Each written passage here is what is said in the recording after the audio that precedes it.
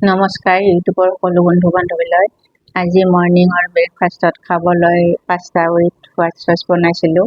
এয়া আপোনালোকক দেখাইছোঁ। অকণমান ভেজিটেবল কাটি লৈছোঁ সৰু সৰু কৰি।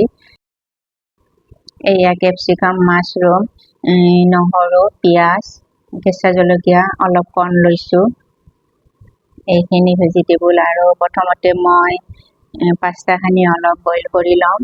এয়া বইল কৰোঁতে অকণমান ৰিফাইন দিছোঁ, তেতিয়া পাস্তাখিনি লিকটীয়া নহয়। এয়া সৰু সৰু 4 বাটি দিছোঁ পাস্তা। অলপ ভালদৰে বইল কৰি ল'ম। 90% বইল হ'ব লাগিব। এয়া কেৰাহীত ৰিফাইন দিছোঁ।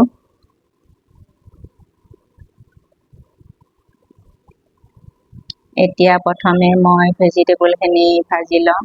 এয়া কেৰাহীত পিঁয়াজ দিছোঁ, কেঁচা জলকীয়া দিছোঁ।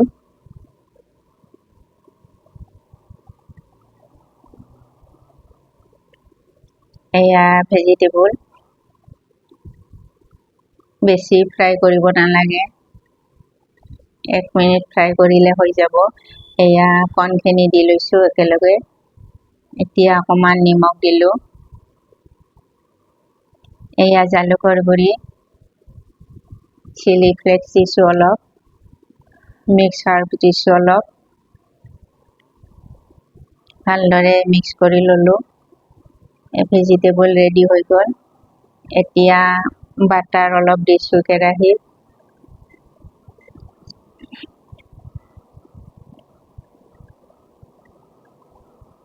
এয়া নহৰু, কাটি লোৱা নহৰুখিনি অকণমান ফ্ৰাই কৰিব লাগিব পিঁয়াজৰ লগত একেলগে। বেছি ফ্ৰাই কৰিব নালাগে। এয়া ময়দা লৈছোঁ 2 চামুচ। ময়দাখিনি ভালদৰে ফ্ৰাই কৰি ল'ব লাগিব বাটাৰৰ লগত। এতিয়া গাখীৰ দিম 2 কাপ।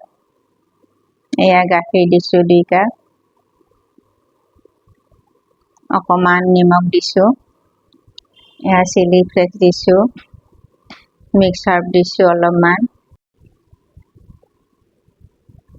ভালদৰে মিক্স কৰি ল'ব লাগে। এয়া চীজ দিছোঁ অলপ।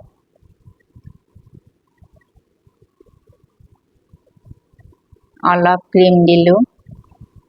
এয়া হোৱাইট চচ ৰেডি হৈ গ'ল। এতিয়া ইয়াতে ভেজিটেবলখিনি দিম। ৰেচিপিটো যদি ভাল লাগিছে চেনেলটো ছাবস্ক্ৰাইব কৰিব নাপাহৰিব। এয়া পাস্তা দিলোঁ।